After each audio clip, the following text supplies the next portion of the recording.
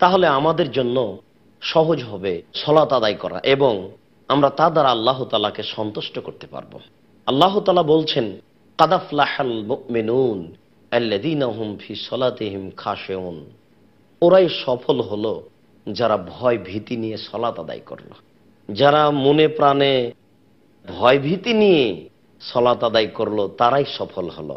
তাহলে সফল হওয়ার জন্য ভয় ভীতি নিয়ে রাসূলের নীতিতে সালাত আদায় করতে হবে। আবু হুরায়রা রাদিয়াল্লাহু তাআলা আনহু বলেন, রাসূল সাল্লাল্লাহু আলাইহি ওয়াসাল্লাম বলেছেন, সাল্লু কামা রাআইতুমুনি উসাল্লি। তোমরা সালাত আদায় করো যেভাবে আমাকে সালাত আদায় করতে দেখছো। বুখারী মুসলিম। সম্মানিত দর্শক মণ্ডলী, আল্লাহ রাসূল তো বললেন যে তোমরা সালাত আদায় করো যেভাবে আমাকে সালাত আদায় করতে দেখছো। তো এখন তো আল্লাহর রাসূল আমাদের মাঝে নেই, তা আমরা কিভাবে সালাত আদায় করতে পারি যেটা রাসূলের পদ্ধতির সাথে মিল খাবে? আমরা একটা আপনাদের পরামর্শ দিতে পারি যে এ দেশে আমাদের ভাষাতে অনেক হাদিস গ্রন্থ পাওয়া যায়। এখন আর মানুষের কথার মধ্যে না পড়ে আমরা সেগুলি বাংলা অনুবাদ দেখে ঠিক করি। আর আমরা কিছু সহজ হয়, কেননা রাসূলের পদ্ধতিতে সালাত না হলে সালাত কবুল হবে না, এটাই ঠিক। বরং আমরা আপনাদের সামনে সালাতের বাস্তবতা দেখাতে চাচ্ছি। একটু মনোযোগ সহকারে লক্ষ্য করুন। আমরা আল্লাহু আকবার বলে সালাত আরম্ভ করব। আল্লাহু আকবার বলার পূর্বে আমরা সুন্দর করে ওযু করে নিব রাসূলের পদ্ধতিতে। সুন্দর করে ওযু করার পরে আমরা সালাত শুরু করব।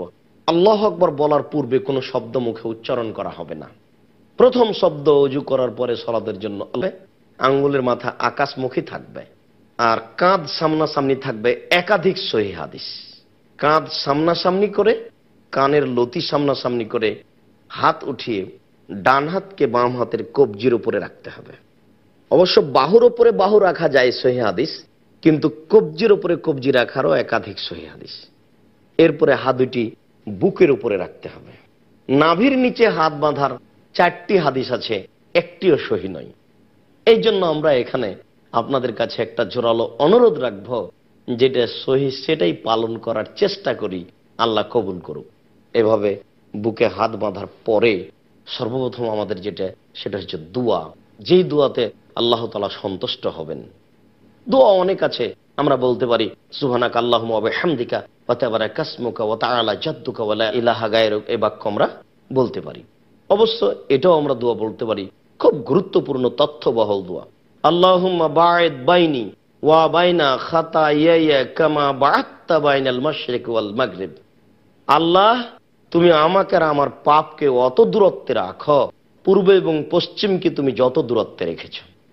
আল্লাহুম্মা নাক্কিনি মিনাল খাতায়া কামা ইউনাক্কা সাওবুল আবিজ মিনাদ দানাস। আল্লাহ, তুমি আমার পাপকে ধুয়ে পরিষ্কার করে দাও যেমন ভাবে সাদা কাপড়কে ময়লা থেকে ধুয়ে পরিষ্কার করা হয়। আল্লাহুম্মা গসিল খাতায়ায়া বিল মাই ওয়াস সালজি ওয়াল বারাদ। আল্লাহ, তুমি আমার পাপকে একেবারে তুষার দিয়ে বরফ দিয়ে ধুয়ে পরিষ্কার করে দাও। এই দোয়া পড়ার পরে আমরা বলবো আউযু বিল্লাহি মিনাশ শাইতানির রাজিম, মারদুদ বিতাড়িত শয়তান থেকে পরিত্রাণ চাচ্ছি। বিসমিল্লাহির রহমানির রহিম, পরম দাতা দয়ালুর নামে আরম্ভ করছি। আলহামদুলিল্লাহি রাব্বিল আলামিন, বিশ্ব জগতের প্রতিপালকের প্রশংসা। আর রহমানির রহিম, তিনি হচ্ছেন পরম দাতা দয়ালু। মালিক ইয়াউমিদ্দিন, তিনি হচ্ছেন বিচার দিনের মালিক। ইয়াকা না'বুদু, একমাত্র তোমার ইবাদত করছি। ওয়া ইয়াকা নাস্তাঈন, একমাত্র তোমার নিকটে সাহায্য চাচ্ছি। ইহদিনাস সিরাতাল মুস্তাকিম, তুমি আমাকে সোজা সঠিক সরল পথ দেখাও। সিরাতাল্লাযীনা আন'আমতা আলাইহিম, ওই পথ দেখাবে তুমি যেই পথের প্রতি অনুগ্রহ করেছো, দয়া করেছো। গায়রিল মাগযুবি আলাইহিম ওয়ালাদ-দাল্লিন, ওদের পথ তুমি দেখায়ও না যাদের প্রতি তুমি অসন্তুষ্ট হয়েছো। যারা পথভ্রষ্ট হয়েছে তাদের পথ তুমি দেখায়ও না। আমিন। দীর্ঘ সময় ধরে তোমার দরবারে যে প্রার্থনা করলাম, আল্লাহ তুমি এই প্রার্থনা কবুল করো। সম্মানিত দর্শক মণ্ডলী, একাধিক সহিহ হাদিস দ্বারা প্রমাণিত যে আমিন জোরে বলতে হবে। সাথে সাথে এটাও প্রমাণিত যে ইমাম মুক্তাদি সবাকে একসাথে আমিন বলতে হবে। তাহলে আপনার ফেরেশতার আমিনের সাথে আমাদের আমিন মিলে গেলে অতীতের সব পাপ ক্ষমা হয়ে যাবে, এ কথা আল্লাহ রাসূল বলেছেন। আমরা যদি এক এক সময়ে আমিন বলি, তাহলে কোন আমিন ফেরেশতার আমিনের সাথে মিল খেলো এটা আমরা বুঝতে পারবো না। আমরা চেষ্টা করব ইমাম সাহেব যখন বলেছেন আমিন শুরু করেছেন তখন আমরা বলবো। উল্লেখ্য যে চুপে চুপে আমিন বলার প্রমাণে হাদিস ঠিক নয়। এরপরে আমরা বলবো বিসমিল্লাহির রহমানির রহিম, পরম দাতা দয়ালুর নামে আরম্ভ করছি। তারপর যে কোনো একটি সূরা, কুল হুয়াল্লাহু আহাদ, আল্লাহ একক, আল্লাহু সমাদ, আল্লাহ মুখাপেক্ষীহীন, লাম ইয়ালিদ, তিনি কাউকে জন্ম দেননি, ওয়ালাম ইউলাদ, তিনি কারো থেকে জন্ম নেননি, ওয়ালাম ইয়াকুল্লাহু কুফুয়ান আহাদ, তার সমকক্ষ কেউ নেই। এই বলে হাত খুলে আল্লাহু আকবার বলে হাত ওই পর্যন্ত উঠাবো। সম্মানিত দর্শক মণ্ডলী, হাত উঠাতে হবে প্রমাণে অনেক সহিহ হাদিস, হাত উঠাতে হবে না মর্মে একটি অগ্রহণীয় হাদিস আছে। এরপরে হাত উঠিয়ে ছেড়ে দিয়ে আপনি রুকুতে চলে যাবেন। রুকুতে গিয়ে রুকুর দোয়া পড়বেন।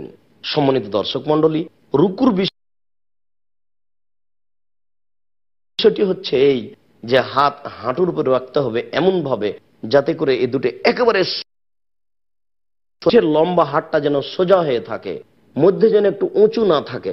দেখবেন না অনেকে রুকু করে কিন্তু বুঝতে পারে না সে কিভাবে করতে হবে বা জানতে চায় না কিভাবে করতে হবে।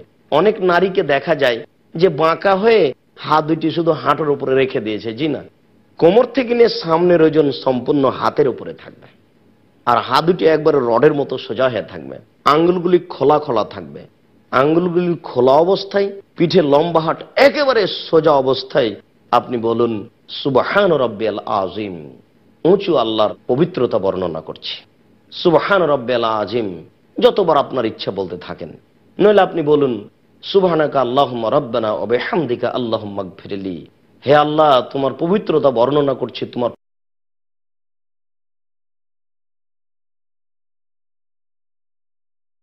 প্রশংসা সহকারে তুমি আমাকে ক্ষমা করো। নইলে আপনি বলবেন সুবহুন কুদ্দুস,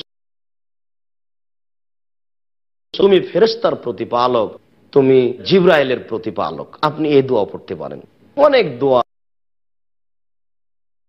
লাকাল হামদ হামদান কাসিরান তাইবান মুবারাকান ফি।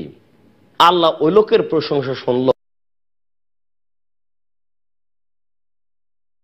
যে তার প্রশংসা করলো, খুব তার প্রশংসা, বরকতময় তার প্রশংসা, পবিত্র।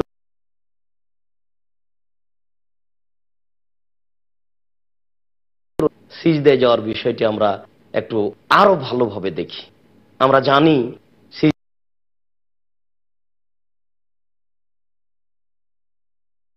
সিজদার বিষয়টি আমাদের দেশে অনেক মহিলা বৈঠকে এইভাবে বলা হয় যে বুবু তেমন একবারে পড়ে গিয়ে বুককে উরুর সাথে লাগিয়ে আঁটো সাঁটো হয়ে সিজদা করিও বুবু। এই কথা আল্লাহ রাসূল বলেননি, বরং তিনি বলেছেন সিজদার সময়তে বুকের নিচ দিয়ে যেন ছাগল। নারী পুরুষের সলাতের ব্যাপারে আল্লাহ রাসূল কোনো পার্থক্য করেননি। তিনি বলেননি যে নারীর সলাত এরূপ আর পুরুষের সলাত এরূপ। সম্মানিত দর্শক মণ্ডলী, আমরা শুনেছি যে অনেকে এইভাবে সিজদা করতে বলেন। তারা মনে করে যে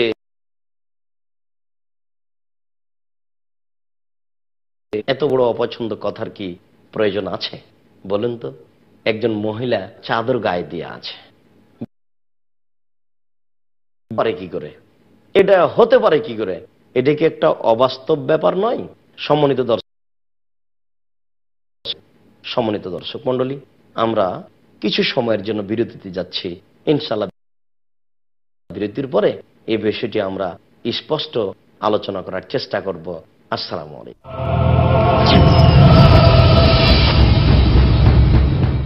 আসসালামু আলাইকুম ওয়া রাহমাতুল্লাহ। সম্মানিত দর্শক মণ্ডলী, আমরা সিজদার ব্যাপারে কিছু কথা বলছিলাম এবং আমাদের দেশের একটা প্রচলিত পদ্ধতির কথা বলছিলাম যে আমাদের দেশের মহিলারা বলে যে বুবু এভাবে সিজদা করতে হবে। নইলে পর্দার ব্যাঘাত ঘটবে। এটা একটা নেহায়াত অন্যায় কথা। সাথে সাথে বুককে উরুর সাথে লাগিয়ে সিজদা করার প্রমাণে 4টি জালজয়ী হাদিস আছে যেগুলি আমলযোগ্য নয়। কাজেই কোনো নারীর জন্য কখনোই এটা শোভনীয় নয় যে বুককে উরুর সাথে লাগিয়ে সিজদা করবে। বুককে উরু থেকে পৃথক করেই সিজদা করতে হবে, এটাই শরীয়ত।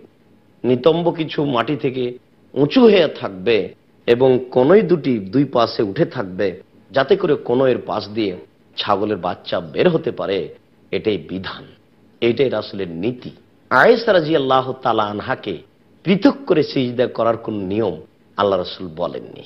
সিজদার ব্যাপারে আমরা এভাবে সতর্ক থাকবো যে ওই সময়তে আঙ্গুলগুলি থাকবে জমা জমা, আঙ্গুলের মাথা থাকবে পশ্চিমমুখী, কোণে দুটি উঠে থাকবে, দুই হাতের মাঝে থাকবে নাক ও কপাল।